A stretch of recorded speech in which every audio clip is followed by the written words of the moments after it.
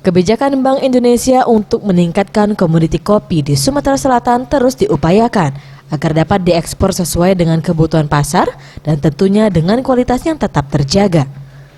Kepala Departemen Pengelolaan Logistik dan Fasilitas Bank Indonesia Yunita Resmisari mengatakan, untuk pengembangan produk kopi ini perlu dilakukan edukasi lebih lanjut terkait pengemasan serta kualitas yang akan diekspor, serta pemahaman petani agar dapat memetik biji kopi sesuai standar yang berlaku.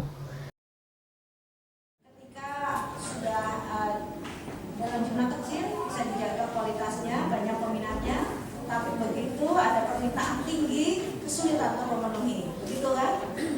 Dengan kualitas yang sama. Dan itu bukan hanya terjadi di Sumatera, juga di daerah lain di Jawa. Sehingga kesulitan kita memasuki pasar ekspor itu antara lain bagaimana kita harus mulai ke hulu, mendidik petani untuk melakukan penanaman, pengolahan, kemudian pemetikannya itu supaya jadi nggak seragatan.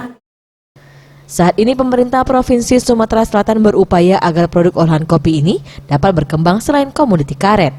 Tentunya hal ini harus dilakukan bersama, terutama dalam hal melakukan pembinaan bagi para petani.